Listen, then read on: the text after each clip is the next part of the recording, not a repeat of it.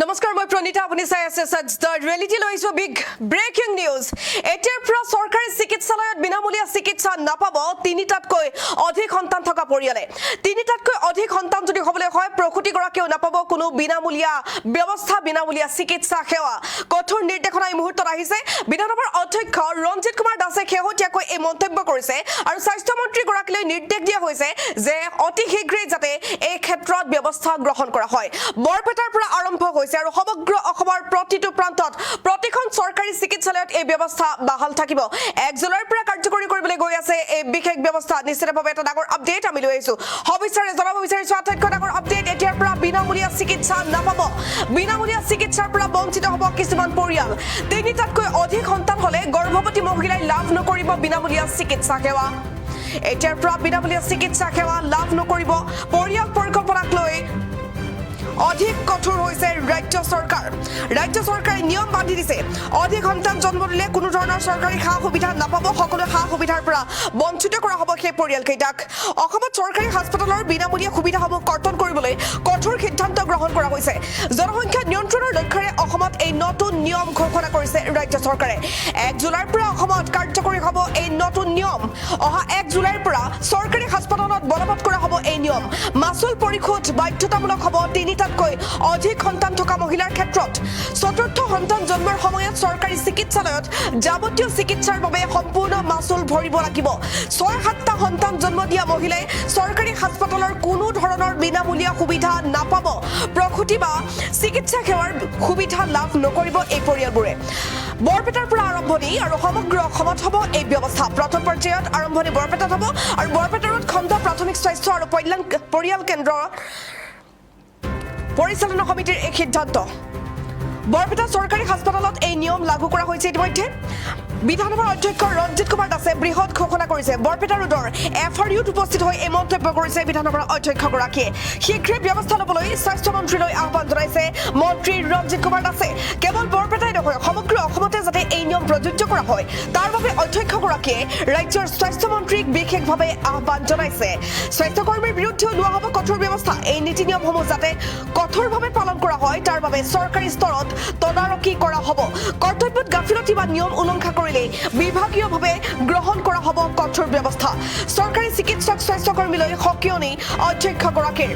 অসম চৰকাৰৰ এই নতুন জনসংখ্যা নীতিৰ সন্দৰ্ভত আপোনাৰ মতামত কি আপুনি জনাব পাৰে কমেন্টৰ জৰিয়তে নিশ্চিতভাৱে এটা ডাঙৰ আপডেট আমি জনাই আছো এতিয়াৰ পৰা চৰকাৰী সুবিধা লাভ নকৰিব তিনিটাতকৈ অধিক সন্তান থকা পৰিয়ালে তিনিটাতকৈ অধিক সন্তান হলে গৰ্ভৱতী মহিলাই কোনো চিকিৎসা সেৱা লাভ নকৰিব নিশ্চিতভাৱে এটা ডাঙৰ আপডেট আমি জনাই আছো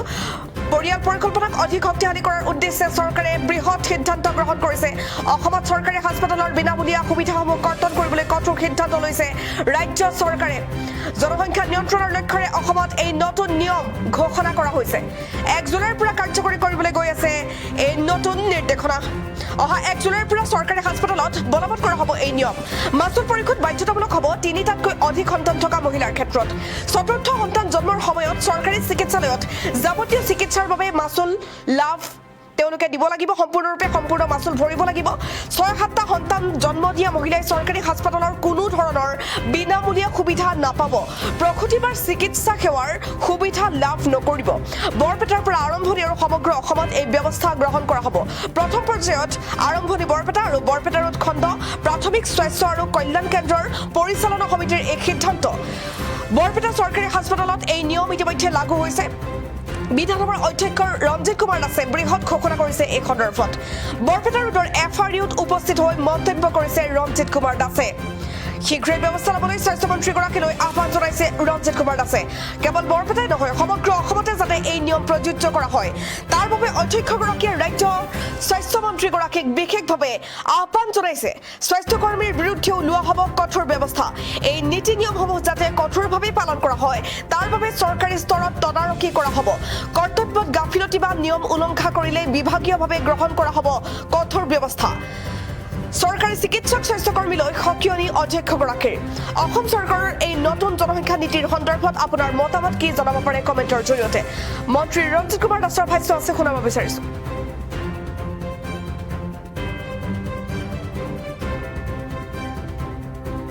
আৰু আমি জানো যে এফআৰও মানে এখন খুব মানে ডাঙৰ হস্পিটাল মোক মাজে মাজে মোৰ যেটা ছ'চিয়েল মিডিয়াত বৰপেটা ৰোডৰ বহু মানুহে বা দাঁতি কাষৰ বহু মানুহে কয় যে এখন ডাঙৰ হস্পিটেল লাগে। মই তেতিয়া বুজি নাপালোঁ যে FRU এখন থকাৰ পিছত ডাঙৰ হস্পিটেলৰ কিয় প্ৰয়োজন। পিছত যেতিয়া মই অনুসন্ধান কৰি গম পালোঁ যে মানুহে এইকাৰণে ডাঙৰ হস্পিটেল বিচাৰে,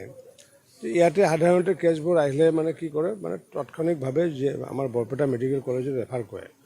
বা ডক্টৰৰ যিটো উপস্থিতি থাকিব লাগে উপস্থিতি নাপায়, বা কেতিয়াবা হয়তো ৰাতি কেতিয়াবা আহিলে এক্সিডেণ্ট কেছত আহিলে সেই সুযোগটো নাপায়। তো যাৰ কাৰণে আমি আজি যিহেতু আমাৰ ইয়াতে ছ'ন'গ্ৰাফি মেচিন এটা অপেনিং কৰিছিলোঁ, লগতে আজি মই আমাৰ যিসমূহ চিকিৎসক আৰু লগতে ইনচাৰ্জকো মই এইটো আহ্বান জনাইছোঁ যাতে আমাৰ এই FRUখনৰ মানদণ্ডটো যাতে বৃদ্ধি হয়। যিসকলে কাম কৰাৰ ইচ্ছা নাই তেওঁলোকে ইয়াৰ পৰা গুচি গ'লে হয়, মোৰ আপত্তি নাই, কিন্তু ইয়াতে থাকি পেলাই নাৰ্ছিং হোমৰ বিজনেছ কৰি থাকিব, ফাৰ্মাচী বিজনেছ কৰি থাকিব, তাতো মোৰ আপত্তি নাই, কিন্তু এইখনক ক্ষতি কৰি পেলাই কোনো তেনেকুৱাকৈ নাৰ্ছিং হোম বা ফাৰ্মাচী বিজনেছ কৰিব নালাগে। এইখনক মানে ভালদৰে ৰাখি, কাৰণ পূৰ্বতো তিনিগৰাকী প্ৰসূতিৰ মৃত্যু হৈছিল ইয়াতে। গতিকে যাৰ কাৰণে মই আজি আহ্বান জনাইছোঁ, আমাৰ হস্পিটেল মেনেজমেণ্ট কমিটিত আমি আজি আহ্বান জনাইছোঁ যে যাতে কোনো ধৰণৰ পাব্লিকৰ যাতে এনেকুৱা কমপ্লেইন নাথাকে যে অহা মাত্ৰতে লগে লগে আমাক ৰেফাৰ কৰি দিয়ে। এই বিষয়টো সচেতন হ'বলৈ কৈছোঁ। আজি আমি হস্পিটেল মেনেজমেণ্ট কমিটি এটা সিদ্ধান্ত লৈছোঁ যে 3জনতকৈ যাৰ ওপৰত সন্তান বা 4 নম্বৰ যদি প্ৰেগনেঞ্চি, তেওঁলোকৰ ক্ষেত্ৰত এতিয়া বিনামূলীয়াকৈ দিয়া নহ'বগৈ। গতিকে এতিয়াৰ পৰা 1 জুলাই তাৰিখৰ পৰা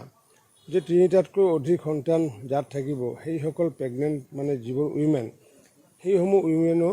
মেডিকেল কলেজত যিটো ফিজ দিব লাগে বা ছ'ন'গ্ৰাফিৰ ক্ষেত্ৰত বা এক্সৰেৰ ক্ষেত্ৰত বা লেবৰেটৰীৰ ক্ষেত্ৰতে হওক বা ৰেজিষ্ট্ৰেশ্যনৰ ক্ষেত্ৰত যে মেডিকেল কলেজৰ বৰপেটাত যিটো চাৰ্জ দিব লাগে সেই চাৰ্জ ইয়াতে FRUটো দিব লাগিব। আৰু মই এইটো আহ্বান জনাইছোঁ, এইটো আমাৰ স্বাস্থ্য বিভাগৰ মন্ত্ৰী অশোক সিংহাল ডাঙৰীয়াৰ লগতে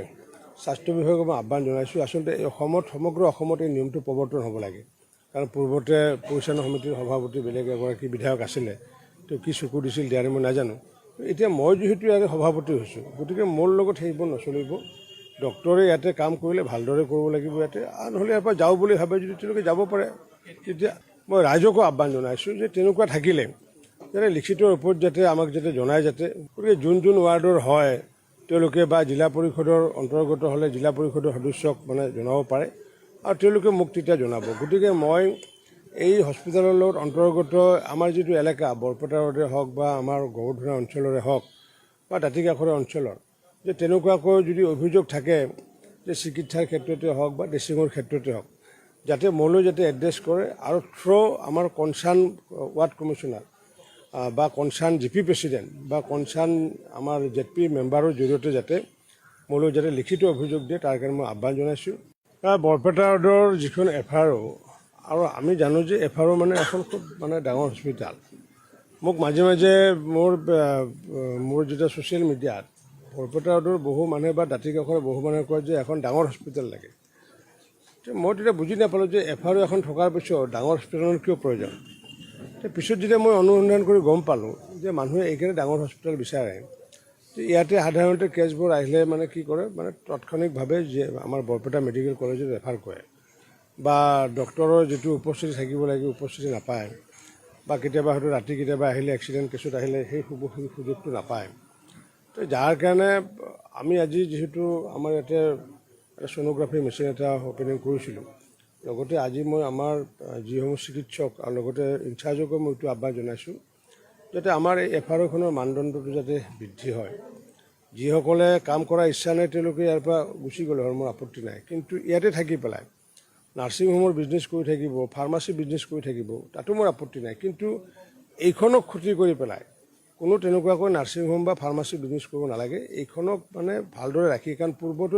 তিনিগৰাকী প্ৰসূতিৰ মৃত্যু হৈছিল ইয়াতে। গতিকে যাৰ কাৰণে মই আজি আহ্বান জনাইছোঁ, আমাৰ হস্পিটেল মেনেজমেণ্ট কমিটিত আমি আজি আহ্বান জনাইছোঁ যে যাতে কোনো ধৰণৰ পাব্লিকৰ যাতে এনেকুৱা কমপ্লেইন নাথাকে যে অহা মাত্ৰতে লগে লগে আমাক ৰেফাৰ কৰি দিয়ে। এই বিষয়টো সচেতন হ'বলৈ কৈছোঁ। আজি আমি হস্পিটেল মেনেজমেণ্ট কমিটি এটা সিদ্ধান্ত লৈছোঁ যে 3জনতকৈ যাৰ ওপৰত সন্তান বা 4 নম্বৰ যদি প্ৰেগনেঞ্চি, তেওঁলোকৰ ক্ষেত্ৰত এতিয়া বিনামূলীয়াকৈ দিয়া নহ'বগৈ। গতিকে এতিয়াৰ পৰা 1 জুলাই তাৰিখৰ পৰা